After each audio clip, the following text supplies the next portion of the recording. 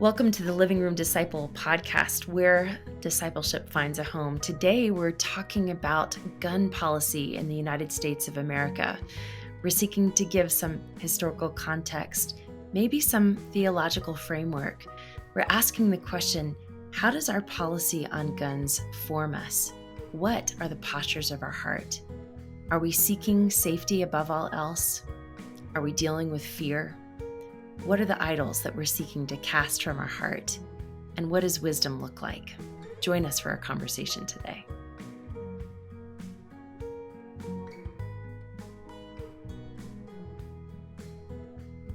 All right, look, I'm trying to figure out a way to start this episode by tying in two things that I don't think are in any way, shape, or form connected. But the first thing is... I'm excited to hear this. I know. This is our first podcast episode where it's me, Nick, Kelsey. All right. It is the new Living Room Disciple host team. Kelsey, Yeah. Good to have you. Nick, I'm lukewarm on having you. Thanks for being here. Just kidding. Yeah, I'm still here. You haven't left yet. Yeah. Old and not exciting.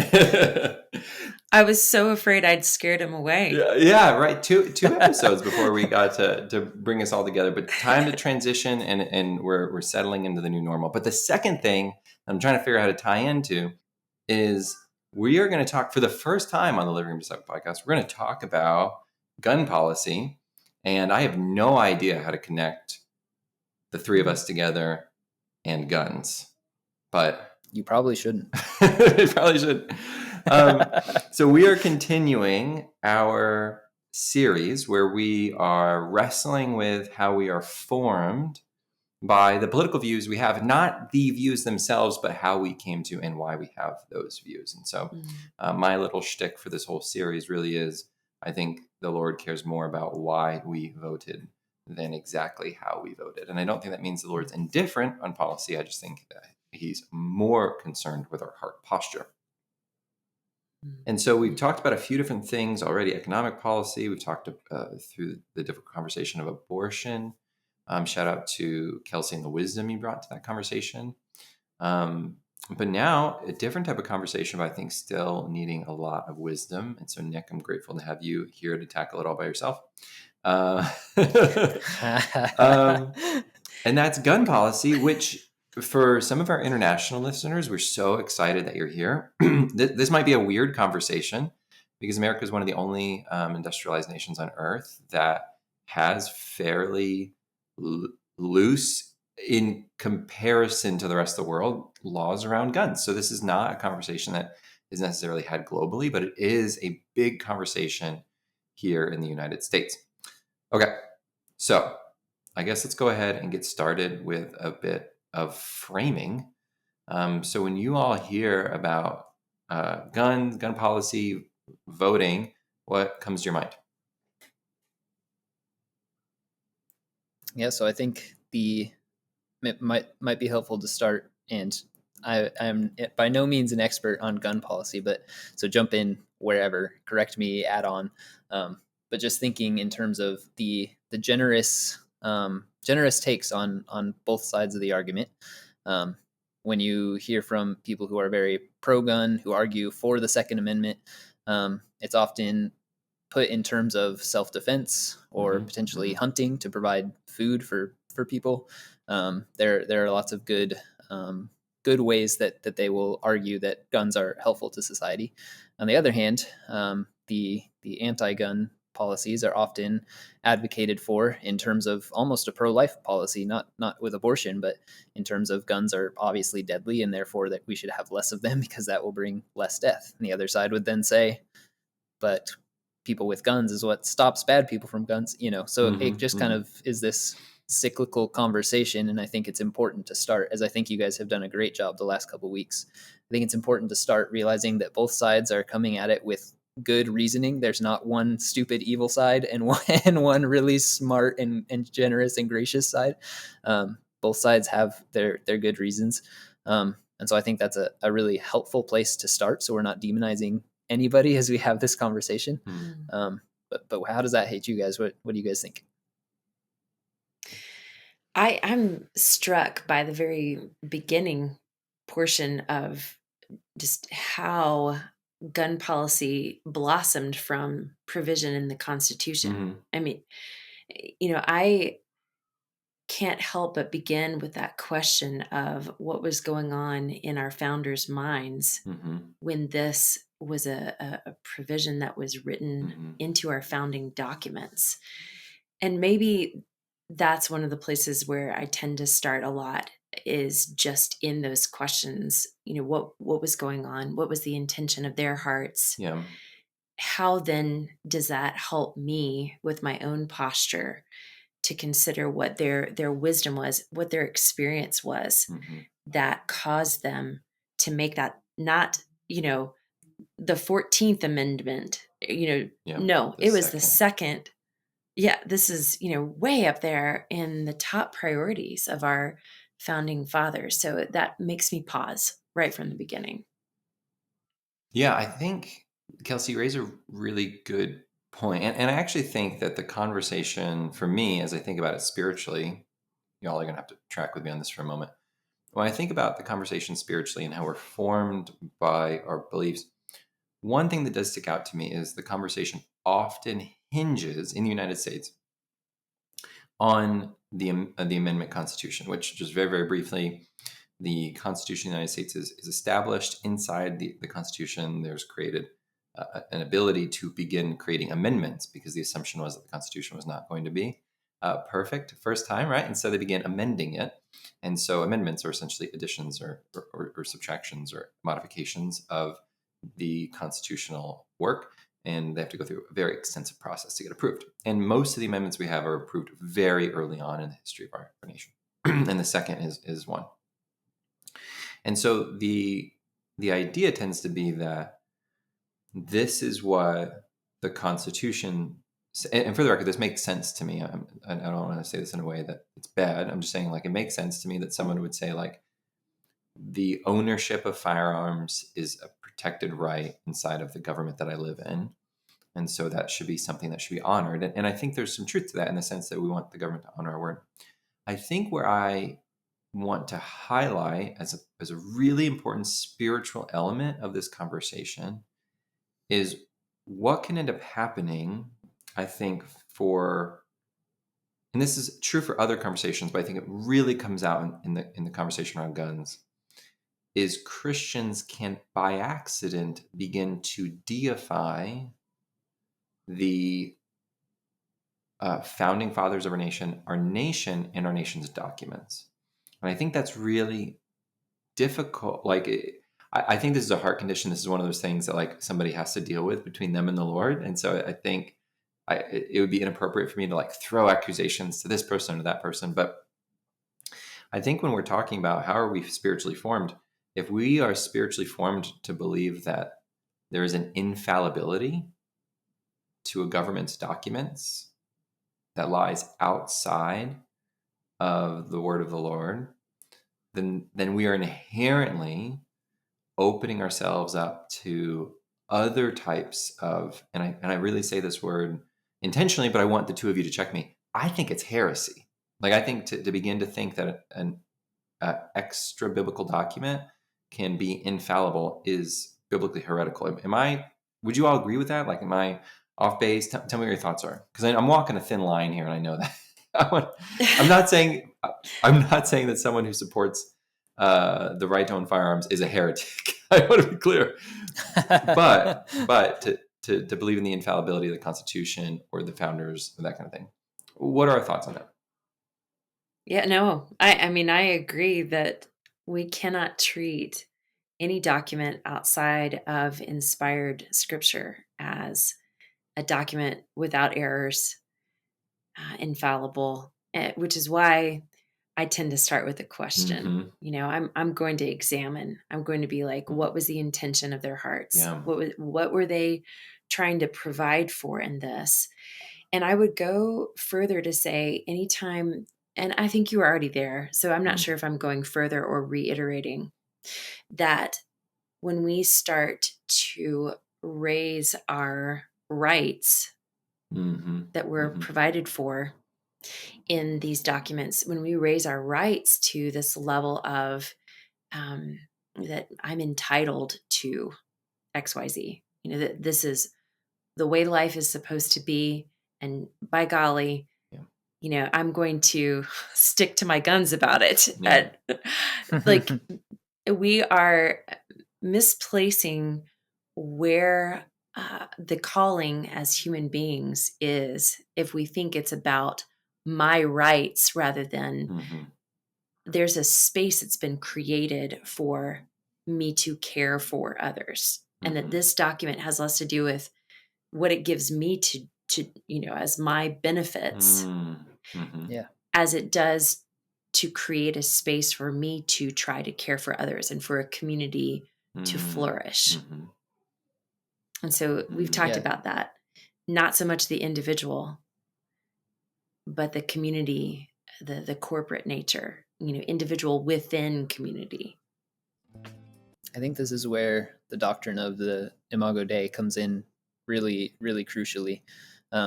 Because if you look back to define that, what was going on, the image of God. I need help. That all humans are. That all humans, as both as individuals but also corporately, are the image of God. That somehow I as a human, but also we as humans and globally, humanity somehow images God in a way that other creatures do not. Also, I apologize. I think I just yelled other creation that. I just I yelled. Define it, Nick. Hey. Normally, I'd be like, so Nick, what do you mean by that? Right. No, but I'm tracking. Please honor me as an image of God by not yelling at me. No, I'm just kidding. So what was going on at the time of the Constitution was written, and even more so now, is we are really down this railroad track of I think, therefore I am. This every human has reason and logic, and therefore every person has value, and therefore every person deserves human rights. And that kind of gets to the same basic point as when you start with the image of God and say every single person is created in the image of God, and therefore every person has value, and therefore every person deserves human rights. But I think it kind of misses that corporate element that you are describing, where if I only have value because I have reason inside of my brain separately from either of you, then it changes the way that you view something as opposed to I am created by the same God that created both of you and everybody listening to this and everybody else. And he has instilled us with value and with rights. And even just thinking about if you said to Jesus or to the Apostle Paul, I have the right under my government to fill in the blank, they would look at you like, what are you talking? That was a totally foreign, that's a brand new on the world stage. That's a brand new idea.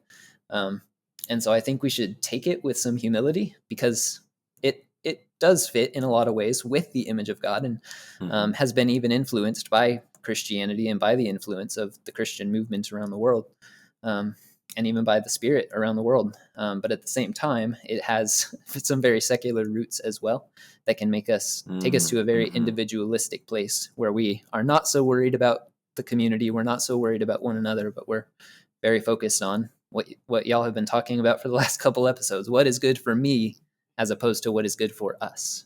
And I think both of you are coming down to that, right? And Kelsey, I appreciate you kind of thinking like historically when they were amending the Constitution to include this, what were they thinking? And then Nick, you're like, thinking about this theologically, if we are all created in the image of God. But it really comes down to, and what much of our politics should come down to, again, not necessarily the policies we land on, but the intention we should have, which is asking the question, what is ultimately good for the community around me, for my neighbor, not just for me.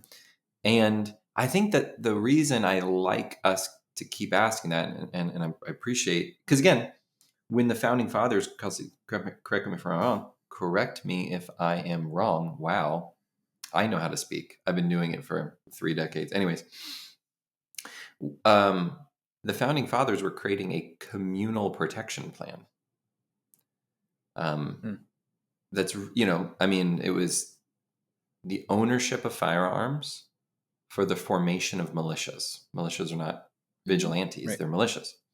And that's very and the nuclear family didn't exist at the time. So self-defense of my family and my house was not something anyone would have thought of. Well, I don't know. I think in the 1700s, there was probably a fairly strong nuclear family, but not to the same extent that it is today. Like, I mean, it's really been post-industrial revolution, especially, like, really, honed in on us to me, my wife, my kids, and that's all that matters. And that is, again, a new frame of thinking. But I do think it's important, because the indication that I feel like I could be giving is, well, therefore Christians should not be for the ownership of firearms, but I think this is a good point to step back and I'll tell a very quick story. I was teaching high school when I was teaching high school in Florida when a shooter walked into Parkland and took the lives of, I believe it was 17 students and faculty. Incredibly devastating to that community, and the ramifications were felt around the world, but specifically in the United States. And if you can only imagine, we were like 2 hours away. One of my teacher friends had been teaching at that school 3 years before. Like, it was fairly close to us. And I can still remember going into school the following day, and the students and the way they were acting. But as 10th grade students will do, they wanted to talk about it. They wanted to process it, many of them, they didn't want to be silent about it. And I taught English, and that was a discussion-based course. And so we kind of, in my classes, I allowed the students to begin to process through, and it always came back to gun reform. And the solutions that students would regurgitate are oftentimes the solutions that we're all hearing from news pundits, from ourselves around the Thanksgiving table, right? On one side, it's get rid of the guns throughout the United States or restrict them incredibly heavily. And on the other side, it's remove these restrictions and allow for more individuals carrying firearms who have good intentions. So in Florida at the time, the conversation was to arm teachers, provide teachers with firearms to provide immediate protection. So that was the conversation that being had. And one of the things that really stuck out to me is, as I allowed the students to talk, I would always, I'm a teacher, right? So I just kept asking questions, kind of why? And both sides had one driving motive: to be safe. And I remember that really feeling incredibly profound to me. Something I should have observed before, but it took these high school kids in this classroom to really demonstrate to me that these individuals over here wanted to own guns because they wanted to feel safe. These individuals over here wanted to ban guns because they wanted to feel safe. And this is where I think it sticks really home for me, and then Christians are supposed to find our safety and security not in firearms and not in the absence of firearms, but by trusting in the will of the Father. And I think that's when I began to walk a path of internalizing that, it really shaped not just my policy beliefs. I wouldn't even say it changed my policy beliefs. I don't think my policy beliefs changed at all. My heart posture towards the conversation changed drastically. What are your thoughts? Got to sit with that one for a second. That was good. So it's interesting hearing you describe the situation in Florida. And I hope that our pointing to our experiences does good for our listeners. Because I think, listener, for us to really discern the posture of our hearts, is it towards seeking safety? Is it potentially towards mandating morality, mandating heart change for others and not for ourselves?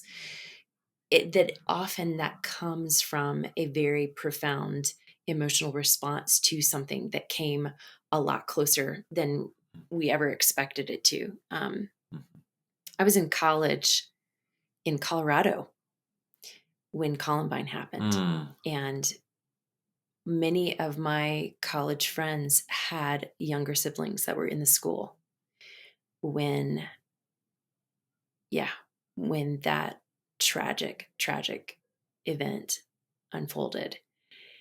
We can't talk about guns in the United States without talking about these tragedies of their misuse. And you're talking about the discussions that you had with minors, and I want to bring that up because there are these layers of what does it look like for us to be the adults in the room and for us to consider how to pursue policy that restricts evil as much as possible in the land, and that is a part of negotiating the interests or pursuing a common life together that is is creating space for young people to flourish, is creating maybe a certain amount of safety. That's our job. It's not a promise that we're going to achieve it, and yet that's a part of the responsibility that we have for our own children, for other children in our nation. Something that Nick was saying strikes me here as well that needs to inform whether we're, raising safety to the level of idle. We've kind of been dancing around that idea when we talk about, I like wow. This is the second time tonight. What has happened? We love you, Phil. I don't know. It's okay. Thank you for putting a name to it. That's what I was trying to say. Thank you for putting a name to it.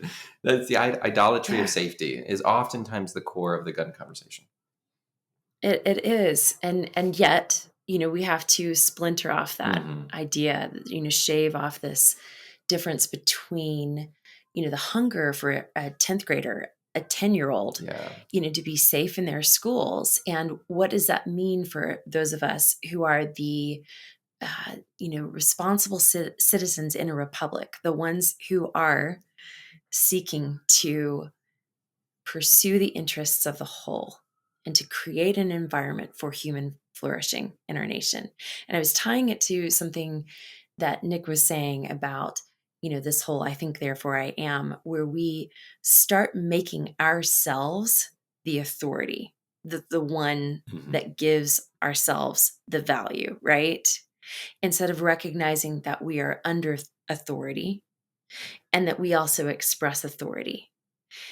And that is really humbling and mysterious and challenging to work out. But there are people under our authority who are dependent on us. And then we are also people who are under authority that are seeking to have this relationship of submission to the law of the land.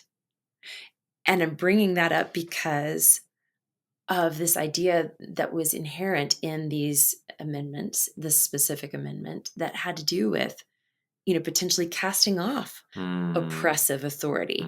And so I want to do this naming of these shades or these facets of this diamond of there are multiple different ways that we need to both express authority and honor authority, that we need to think about what does an honoring of authority look like and whose authority is ultimate? And is the point to secure our own safety or to throw off oppressors? Or is the point to use our authority to bless? Are you following my attempts to try to create some dimension? So I think what we were saying, and tell me if I'm wrong. So as someone's approaching this policy mindset, to see that there's a level of authority that we have in the conversation, there's a level of authority that's given to the government, but there are people who are counting on us, and there's a level of responsibility and authority we have. And the question being, what is our motive and goal? Is it to secure safety? Is it to, and I do think this is a good point to bring up in this conversation, is it to maintain the ability to overthrow other authority and have that rebellion?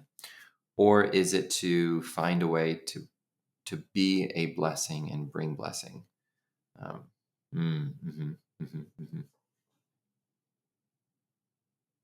Our political conversations will be so much more tame, right? If we had conversation in light of being like, Nick, I mean, you're totally wrong about your political policy, but I just appreciate the fact that we both want to bless others, Right. We both just want to feel safe. Yeah. Yeah. Yeah, I think there's a fine line there too, because I wholeheartedly agree that I had a conversation on this podcast with Katherine McNeil a little while back. She had wrote a book called Fearing Bravely, and she talked about how so much of our culture traffics in fear. There so much of advertising, political campaigning, so many different facets of our culture. Their first job is to get us to be afraid of something. That way they can present either themselves or their product as the rescuer to save you from the thing they convinced you to be afraid of in the first place. And I think, yes, we can make an idol out of safety, but I think that's downstream from we feel that we need safety because we feel like we need to be protected from everything. And I think part of this conversation, specifically with gun ownership, is that if a Christian is placing their hope for safety in something that's on their hip rather than in God, how is that tool forming them to think about the people around them, not as potential people to be blessed, but as potential enemies and threats to be killed, to put it bluntly, right? You kind of inherently have your guard up that I might have to play the hero today and save people's lives, which is a good inclination. But on the flip side, you have to then look at who am I going to have to shoot to do that, right? And then you're starting to look at enemies that Jesus would say you ought to love your enemy as yourself. You ought to love your neighbor as yourself. And you start to look at them as threats that need to be neutralized rather than enemies or neighbors that need to be loved. And that's a conversation that is bigger than guns, right? But I think from our phones to our laptops to our cars, to the things that we use, the tools that we use are shaping us and shaping the way that we view one another and living our lives. I remember I'll just never forget it. There's a wonderful church that I came to know the Lord at, and I spent a long time there, and just had so many beautiful experiences. And I remember, but not all of them were beautiful. and one of them is I was sitting in this chair, and a lot of the pastors were around, and long story short, there's a particular neighborhood in that community that is economically impoverished and has a higher than average in that community level of crime and violent crime. And so there was just some comments from those pastors that they would never go do ministry there if they weren't carrying a gun. And as pastors talking about amongst pastors, right? Like this is not the language they would have used publicly, and I acknowledge that. But I just remember that sticking out very firmly in my mind. I mean, it's been 10 years, and that's still like lodged pretty clearly right there. And I want to be really clear. This is not indicative of what someone's gun policy beliefs should be, but it was very telling of how they understood ministry, how they understood the value of people in that community, and how they understood what their perception was of the world. And I actually think this applies to individuals on both sides of the argument around guns. If we consistently view the world as a scary and dangerous place that is out to hurt me, and I have to figure out a way to protect myself, and sometimes that's through carrying a gun, and sometimes that's through making sure nobody else can carry a gun, whatever that is. And again, whether or not you think it's a good idea, bad idea, your policy beliefs are actually irrelevant here. If the heart posture is the world is a scary place and I've got to figure out a way to protect myself, we're already set out for spiritual failure. Yeah. I'm going to push back. Okay, push back, Kelsey. So that doesn't ring true with the redemptive narrative in its fullness. Okay, tell me more. Well, we're living in this tension of now and not yet. Mm-hmm. Yeah, the world was created as good. If we were living perfectly under authority, and so were all other men, living perfectly under the authority of the Lord, that is a good authority, who told us what it looked like to live with one another in a way that we would actually flourish. Yeah, then Mm-hmm. all of that would hang together in that creation chapter. But there's been a second chapter, Mm-hmm.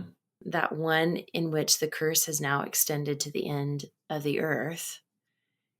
And of course, it has been followed up with that chapter of redemption, but it has not yet met Mm-hmm. its final chapter where we can, with confidence, say that there's not evil around the corner and that there's not evil in my heart, which is this Mm-hmm. the entire Mm-hmm. point of us talking about the posture of our hearts, Mm-hmm. because they are tainted by sin still. That the Spirit is doing his work in Mm-hmm. us.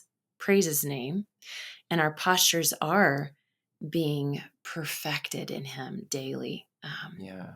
making progress towards greater Christ-likeness and maturity. But we live in a world where sin and brokenness is still very much real. And that tension that we live in, it requires us to think a little bit differently about what wisdom looks like.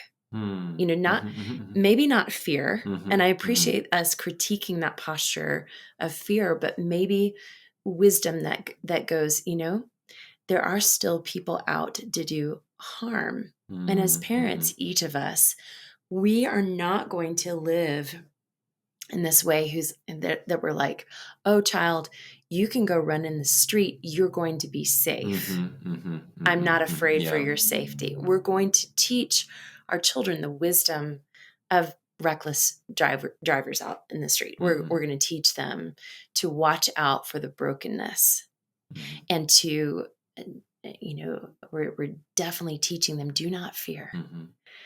Do not be anxious. There is a Father who is concerned with you Mm-hmm. and who loves you. And yet there are sinners. There are, I'm one. I'm going to hurt you, Mm-hmm. sweet child of mine. I need to be ready to take account for my own sin Mm-hmm. in this picture. So zooming back into this conversation about guns, I'm going to have to bring up particularly the elementary school shootings Mm-hmm. again. I know that we've kind of been touching on some of those school shootings. I think it's really important for us to think about these, all of these children who need someone Mm-hmm. who is willing to be a warrior for them. Mm-hmm. The bad guys are going to get a hold of some way to do damage. Mm-hmm. They're going to. And we see this played out in countries across the globe, and listeners who are in places outside of the United States of America, you can tell the stories clearly. Mm-hmm. There are plenty of opportunities for violence, plenty of ways to make weapons. And this is where I want to start using some different terminology. Okay. Weapons in the list of words that we may use alongside of guns. Some of us are out to find a weapon to do destruction Mm-hmm. with this. And then there's also this use of this tool. Nick, you used the word tool in a way that is intended to protect, to serve, to defend. Mm. And I want to think a little bit even further along the lines of just what we see in scripture in working out that tension of the now and the not yet, and the ones who were ordained to be warriors. And there were consequences, of course, for these guys who were warriors. King David, perfect example. He was the warrior king. He didn't get to build the temple, but there was still a place in history and in his time for him to be the one who was the warrior king. And I am, again, not bringing super solid conclusions, but I'm wanting to say, hey, how are we going to think about this in terms of restraining evil Mm-hmm. and recognizing that restraining evil is a part of the human condition? Mm-hmm. It's a part of our calling. Nick? Yeah, I think that's the tension in the now and not yet is, how do I live as a citizen of the kingdom of heaven, not primarily as a citizen of this world here and now where evil exists and brokenness needs to be pushed back, but primarily as a citizen of the kingdom that is to come. That is my truest reality. And so, in a sense, I do approach life in a way that says nothing bad can happen. God has this under control, while knowing at the same time, people die every day. Bad things happen every day. Bad news happens every day. And that's that tension of, where's my hope primarily placed? Is it in making sure that I live to see tomorrow, or that my kids are perfectly protected, or whatever? Or is my hope in an eternal dwelling place of God here in a renewed, resurrected, redeemed heaven and earth colliding? And yeah, I don't have the full answer to that. I think our hearts should be moving away from the posture of fear, and I think that's what we see when Paul says that our fight is not against flesh and blood, but against powers and principalities and spiritual forces of darkness. That we should be training ourselves not to see people, even bad people that find evil ways to get weapons and do bad things and do unthinkable things. We should be finding ways not to think of them as enemies and threats, but as neighbors to love, and people who have been unfortunately persuaded and driven by those spiritual forces of darkness. And so, yeah, just beginning to see the world on a spiritual plane, which does not earn you a lot of intellectual credit in the world. It kind of sounds like you're making up fairy tales, but that's the Christian life, the walk towards discipleship in the footsteps of somebody who said, I am the or he didn't literally say it, but enacted the fact that he was the most victorious king of all kingdoms because he was a slain lamb. Right? It's a fairy tale that we believe in, and yet it's a true fairy tale. So yeah, I don't know yet, and I probably never will. And that's the wisdom that you're talking about, Kelsey, of how do we walk out this tension of, the world is a really scary place, and I don't want anything bad to happen to my kids, and I am scared of stuff happening, and there is fear for a good reason. God has given us fear as an emotion to protect us, because he cares about our physical bodies and our embodiment as a community, and he doesn't want communities to lose, he doesn't want families to lose parents and children. But at the same time, if all we ever focus on is what we're going to lose, we're going to live a life of scarcity rather than the abundance that God promises to bring us. Two things come to mind. The first, I don't even know what to do with it, but I think about it a lot in this conversation, and this may sound very like esoteric and random. Do you all remember the story when Paul heard that there was going to be people who were going to come kill him, and so like his friends let him down from the city walls in a basket? It's in Acts, right? I think so. He ran away. Like there was wisdom in the preservation of his body by running away. In this case, it was a nonviolent act, but I don't know. It always like stands out to me as like this man who knows he's going to one day die. A man who, I'm assuming Ananias told him, because remember Jesus says to Ananias, like, go heal this dude, and he's like, dude, Saul is like a pretty terrible guy. I don't know if you want him. And he's like, I'm going to show him how much he must suffer for my name. And I don't know. I do think, Kelsey, as we're wrestling with what is wisdom, wisdom can't be fear, but wisdom must be something. And that does mean that we have to navigate an already not yet kingdom. I really love that you emphasize that. I also, too, and this is going to sound a bit like a cop-out, but I'm like really been thinking about it a lot today. I'm listening to the Bible Project's Sermon on the Mount series, which I think I mentioned once before on this podcast, but I recommend it very much.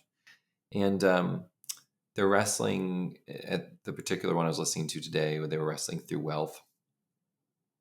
And Tim Mackey takes time to talk about this parable that Jesus tells near the end of Matthew, of the parable of the workers. And so landowner, got land, guys come, he's like, hey, I'll pay you this much to work all day.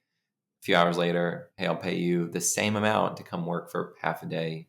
And eventually you get people who come in for just an hour and they make the same amount. And there's just this emphasis in this parable that the Lord will handle each individual very much on an individual level. And Tim Mackey talks about that, compares it to the Sermon on the Mount, way more intellectual than I can ever be. But he talks about the fact that it just puts us in a place of pondering the fact that clearly there's going to be moments in which the Lord gives specific commands, has a specific life planned for each individual person. Peter has a similar thing. He's like walking next to Jesus on the beach after the resurrection and after he's been restored. And John, I'm pretty sure the beloved one, probably John, is like kind of like walk like puppy dog walking behind him. You know what I mean? Like dude, you know. Peter's like, what about him? He's like, and Jesus is like, dude, what? That's none of your business. And I'm getting at a very specific point. And it's a point that I have struggled with very much in my life. And that is, as we are dealing with the deep complexities of things like personal safety, the value of the human life, and what the Lord has called us, what role the Lord has called us to play, I think we need to have a deep level of humility to not necessarily know that we can know that for somebody else, even in the kingdom.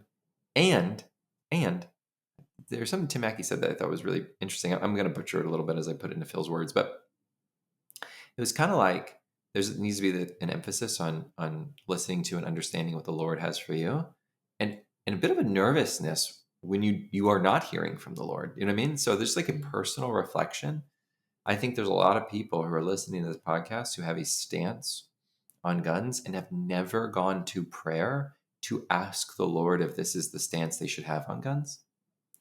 And many other topics, right? Like there's and I am somebody who has struggled with this through my life, but there just needs to be that deep humility to say, like, even if the Lord tells me this is what I'm to believe and what I'm to do, that's not necessarily scalable to the rest of the church unless it's right in Scripture. There are many things that are scalable to the whole church.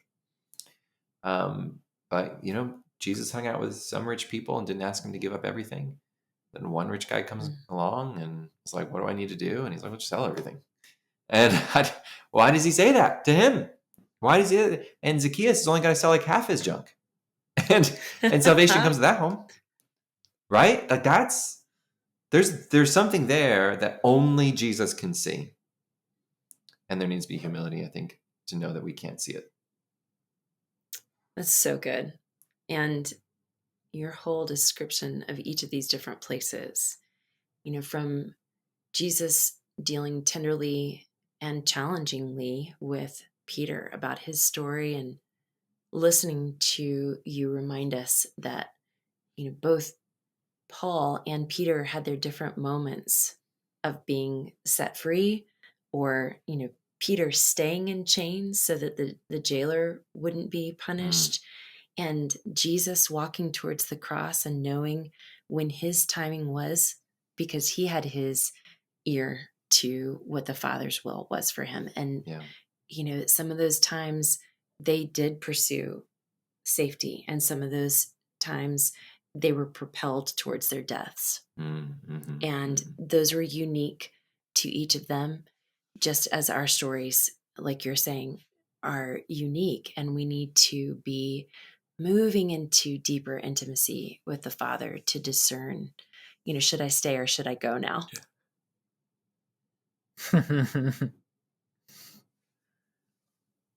Yeah, I also think the trap that we can fall into when trying to assume that, well, God has told me that this is the Christian viewpoint and therefore everyone should have this viewpoint, is we fall right back into the trap of, like, you talked about idolizing the Constitution earlier. That same kind of trap that God is going to speak and put his law on this nation, and it's going to be infallible, and it's obviously going to be what I think, because his law is going to be the same as what I've conjured up in my head, right? If everybody just believed what I believed, then this country would be perfect, and it would be God's chosen nation to save the world. Exactly. And Thank you so much. That's what I've been saying. But we fall right back into the trap of idolizing something other than the kingdom of God, which we are primarily citizens of. And that's hard. I just want to say, I know we're getting close to the end, but we're left in that tension of this story that we're walking through being really messy and challenging, unclear. It's a beautiful mystery, but sometimes we don't feel it's very beautiful because it is such a mystery. That's a challenging thing, and yet exactly where the Lord wants us to be as he draws us further up and further into him, that we might lean further into his heart for his people. It's a beautiful challenge, but for you guys, for me, for the listener, we I think need to just name it sometimes. This is hard stuff. Nothing easy about it, but we're loved. I want to wrap up with this very, very briefly, because I think we need to make sure we voice something. So we are recording this a few days after a shooting in Pennsylvania in which there was one individual killed. I don't know the name of that individual at the time of this recording. Some were wounded, including former President Trump. And I just think it needs to be vocalized that one of the things that's really important, even as we're understanding the Lord has some individuality in his walk with us and his commands for us, there is some universality in how we should respond to things. And all forms of, and we'll talk more about the complexities of this. We have some other topics coming up, but just generally speaking, when there is a form of physical violence from one image bearer of God to another image bearer of God, it is a thing to be wept over. It is a thing to acknowledge that the enemy is still the spiritual powers behind these works. That does not mean there should not be responsibility or accountability for the individual who is acting, but we still believe that our enemy is not a political individual who represents everything we despise politically. When we view people as placeholders for ideologies, when we do take an image bearer of God and we boil them into our own image of what is wrong in the world, first off, we deify ourselves, but second off, we forget, we are blinded to the fact that there is in a sense, a very, very bigger spiritual war going on, and that as Christians, our primary, or one of our, I don't want to say primary, but one of our ways of combating or engaging in that war is to genuinely love those who are absolutely unlovable, as we engage in the life of discipleship to Jesus. And he loved us while we were still sinners, and so we extend that love. And so I just want to say right now that didn't want this podcast to go without acknowledging, because that would be, I think, really insensitive. We're not a current events podcast, and so we hardly ever really acknowledge recent events. In fact, you'll only hear this probably like a week and a half after everything's happened. But we still want to take a moment and just acknowledge that we as a podcast grieve, not just in this moment of violence, but in the perpetual violence around the world.